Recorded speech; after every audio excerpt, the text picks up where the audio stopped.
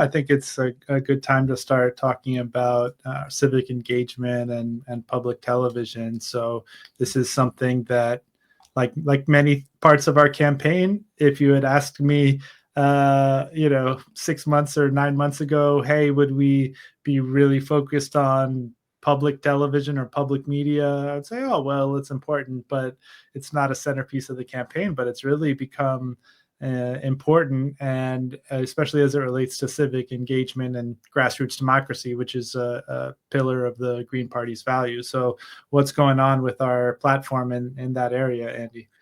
Yeah, so I think there's two pieces to this that I want to talk about.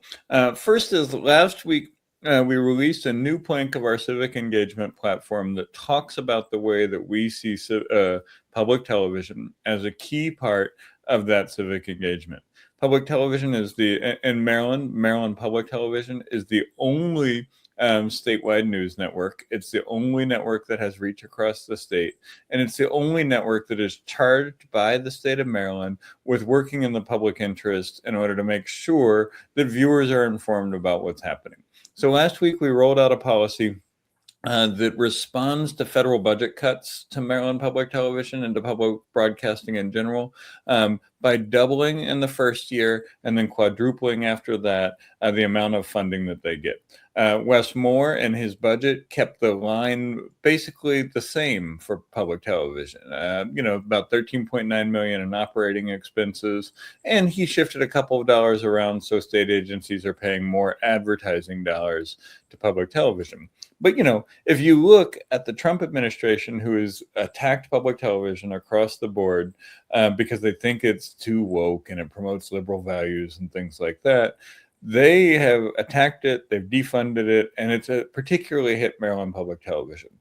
And so I was kind of surprised to see the governor's budget basically keep the operating budget flat. And when we saw that, we realized, it is important to signal our values with our budgets. And one of the ways to do that is to say we value public television as a source of information, as a source of civic engagement. So we would double the budget in the first year and quadruple it the year after that. The other part to that is we really think that public television in Maryland already plays a vital role in talking about local and state news. But we want to see that expanded so that there's more coverage of things like school board meetings, city council meetings, and what is happening in the General Assembly. We think that's a really useful way to make sure that people across the state of Maryland have access to a non-corporately purchased or a non-corporately run, media outlet. And one of the things that we would like to see them do as well is expand their coverage of particular political viewpoints. Right now, they cover caucuses, legislative caucuses. So if the Republican caucus wanted to have a program on public broadcasting, they could. If the rural caucus wanted to, they could. And we think that should be expanded to cover parties as well. In the UK and Canada and a lot of other countries, parties get to have access to public television. And we think that that's a valuable way for parties who are part of the civic infrastructure to be able to express their values and express their ideas. So we rolled that out last week. I'm excited to talk about more of the way that we think the public television is part of the cornerstone of civic engagement in the state of Maryland over the next few weeks and months. I'm excited about that piece of it.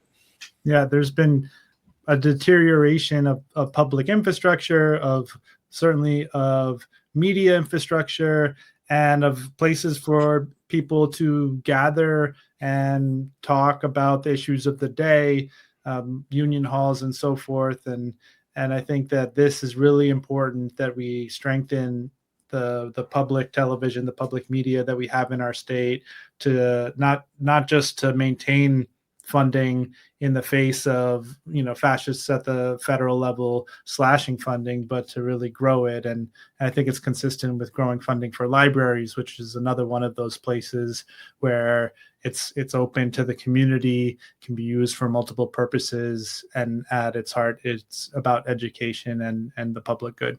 Yeah, and I was at this Forward Party of Maryland event the other day where they were having some volunteers and some porters come out. And I think I was having a conversation that involved people of all sorts of different political affiliations and approaches.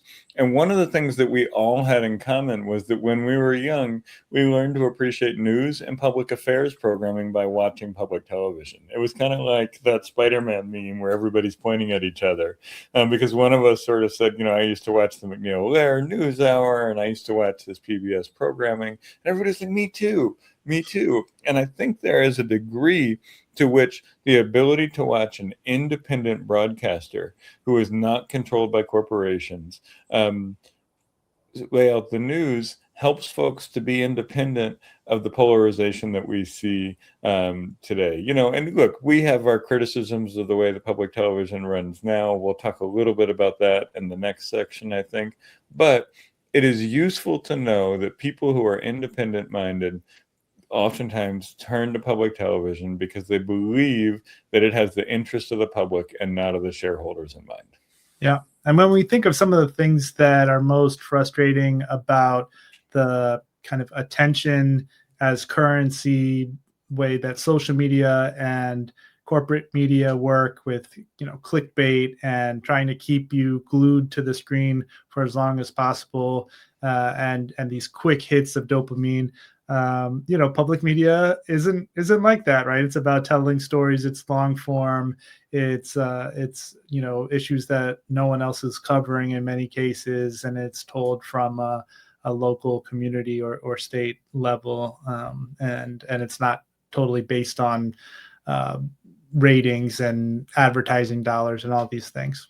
Yeah, totally. And, I think as we put it in the press release that we put out last week to talk about this, the best way to fight against the attack on public television is to expand the people that public television serves and to enmesh it in our democracy. So it is an important part of what we are doing and how people understand it, So I think that it was... public television is an important piece of our platform, is an important piece of civic engagement, and it is something that we will focus on going forward.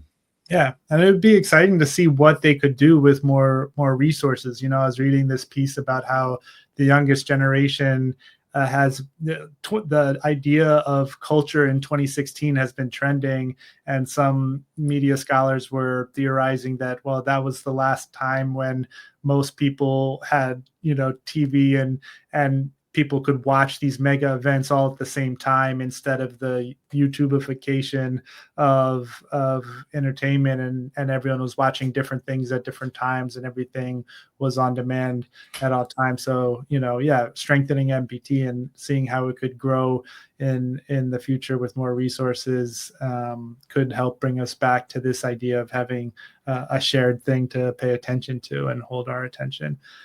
We can only hope. Yeah. So what about, that was last week. This week we had a bill hearing for our bill, which is related to Maryland Public Television. I mean, it's not really a dotted line. It's a straight line between,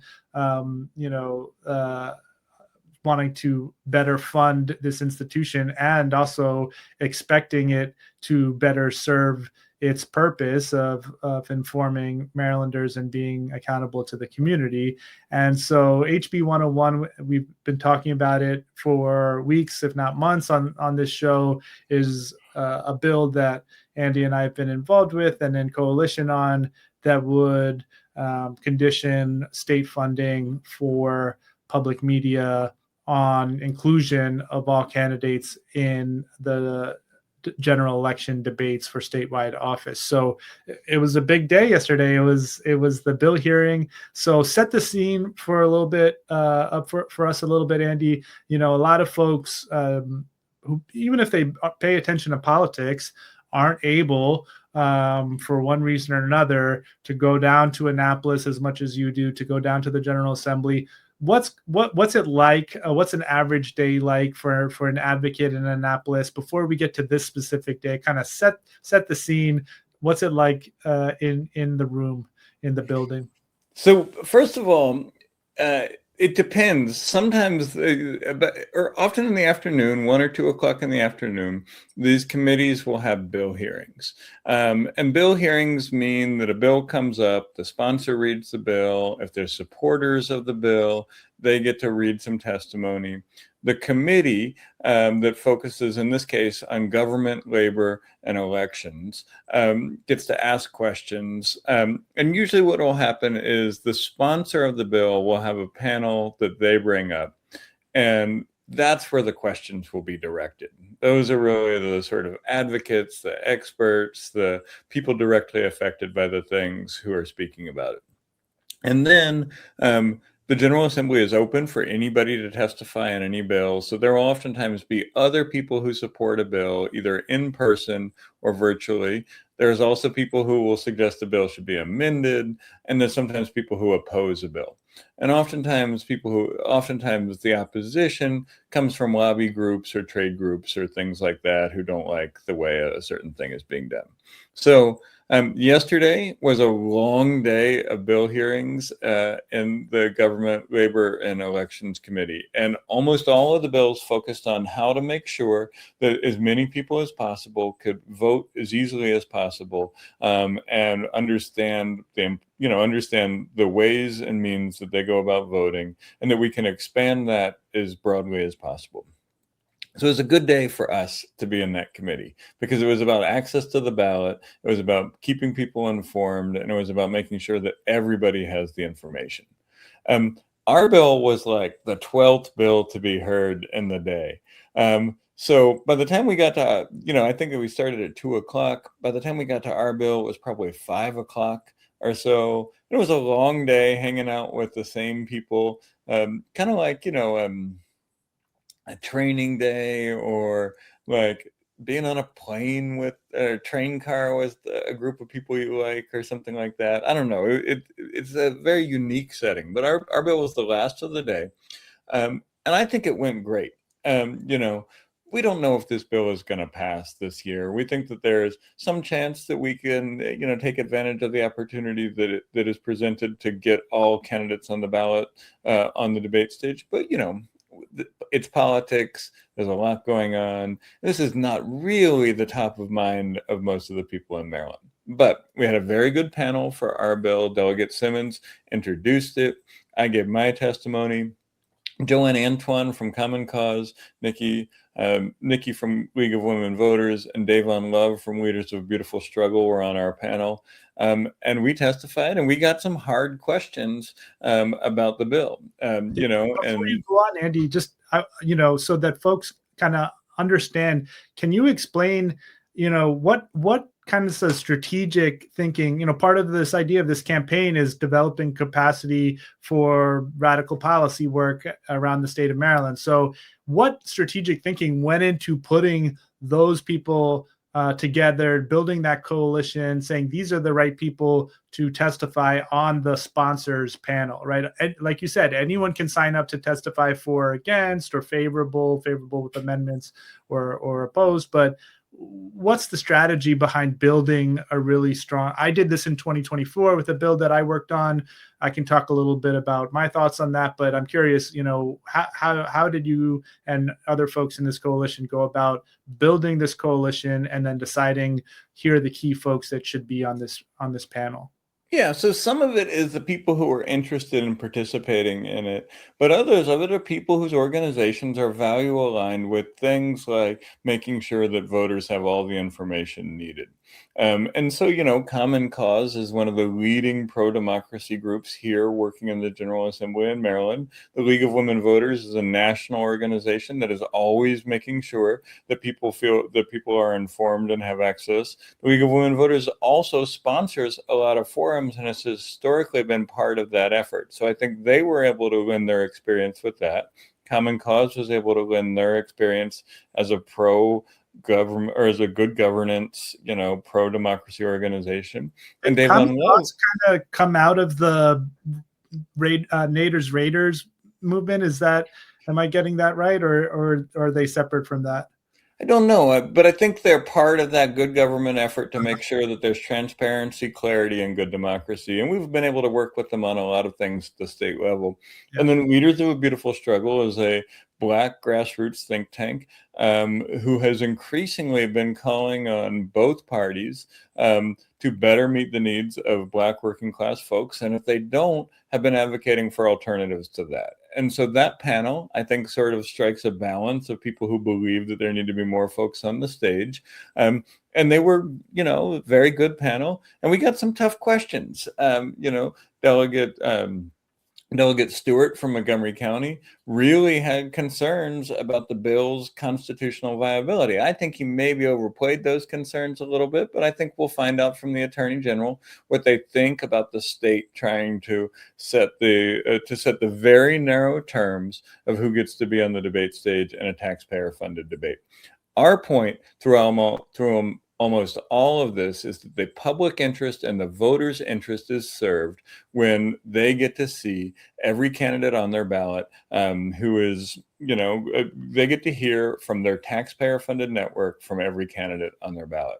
Now, I think we had a good interchange. I think there was a good exchange on that. There were some, industry support folks that testify on behalf of the media industry and their lawyers who came and testified and said that they should not have to do this. And I think it's important to note that none of those folks made a comment at all about why the current policy of excluding anybody but the two parties is good. They just made the argument that they were offended that we would suggest that, they had to do this. Yeah. And I ran into that a little bit in 2024 when I was working on a immigrant justice higher education bill, right? The lobbyists that represented the private universities. It wasn't so much that they were terribly against our new idea, but they were very much against the state government telling them what to do about anything. And that came out a little bit in Delegate Stewart's line of questioning about, well, what about this other, wacky thing we could tell them to do, right? Which kind of sounded like it could have been coming from a industry lobbyist talking point, which is, I don't know if it's a red herring or something, but it's like, okay, but that's not what we're talking about. We're talking about this other very narrow thing over here. And so I think there are a lot, whether it's, private TV companies and radio stations who are the majority of people represented by these lobbyists, or it's private universities, what they really don't want is state government telling them what to do about anything. And they may have some legit specific concerns about whatever the bill is, but I think their initial posture is let us do whatever we want and stay out of our business. Yeah. And you know what? I don't think that the majority of broadcasters have in their mission to serve the public interest like public broadcasting does. And I think this bill is very narrowly tailored in order to say that instead of getting to select to exclude certain candidates from the debate stage, which is a partisan act on their part, it's bipartisan, but it is still partisan because they always exclude anybody who's not a Democrat or a Republican given their current standards. That's fine, whatever. Their lobbyists can defend that. And I want to say, I've known Delegate Stewart since he was running for office. He and I and several other folks on that committee were in a training together with Step Up Maryland in 2018. And I believe that he believes in the Constitution. And I believe he had real concerns that the committee might be undertaking something that has constitutional concerns. We'll get an answer to that. But I think that what he also suggested that was important was that he agrees with us that there's a problem and that the committee should have a role in solving it. So you asked earlier about legislative strategy. A lot of times when a bill gets introduced in Annapolis, the first year, it's to suss out arguments, to suss out support and things like that. Very rarely passes in the first year. People have to understand their position. People have to understand where they are on it. And I think that what I took away from the exchange with Delegate Stewart is that there's a really good opportunity to work with him in the future, even if this bill doesn't pass, to address the problem, because he concretely agreed that this was a problem that should be addressed. And, I'll take that as a win. We'll see what the Attorney General says about the constitutionality of the way that we're doing it this year, and we'll move forward. Yeah. I think also the other interesting moment from one of the panelists was we weren't sure how some of the more conservative members or the Republicans would respond. And Delegate Fisher kind of said, Andy, there's YouTube. Why don't you host your own debate? And I'm sure the Republican candidate, whoever it is, would be willing to debate you. So I thought, policy over here, but this is also politics, right? We're doing both things at once, policy and politics. And I thought Delegate Fisher's comment was, thoughtful and helpful for us politically. I thought so too. And I think it was because I answered, sure, I'll debate any of them. Now, I'm not sure that John Myrick and Dan Cox and Ed Hale are real excited that the chair of the House Freedom Caucus invited them to debate me on somebody's YouTube channel, but the invitation is open. If any of those Republican candidates, or if Wes Moore or anybody else who's running for governor wants to have a debate, we don't have to wait till the MPT debate stage.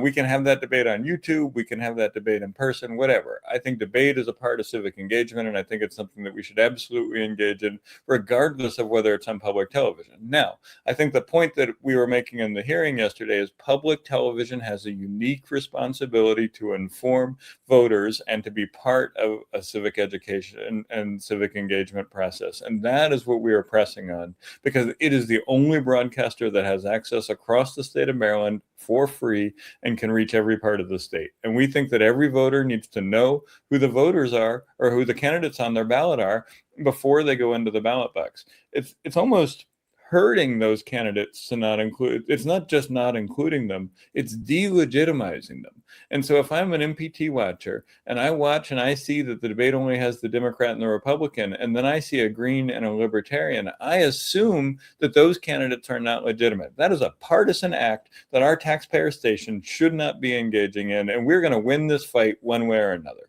Yeah, and I thought Nikki from League of Women Voters made that point quite personally and convincingly when she said that watching a debate that included all of the candidates led her to vote for a candidate from a party other than the one she usually votes for, is affiliated with. So I thought that's the crux of it, right? Is that when a voter gets to see all of their choices, gets to hear from all of the candidates and decide which one is most aligned with their priorities and their values, sometimes they change their mind and sometimes they don't, but they should have that opportunity, and there should be more transparency and inclusivity in our public debates. So right. Yeah. And that's the reason, like, the lobbying organizations that are paid by the corporate media understand very well that when people see additional choices, they will vote outside of the two-party system.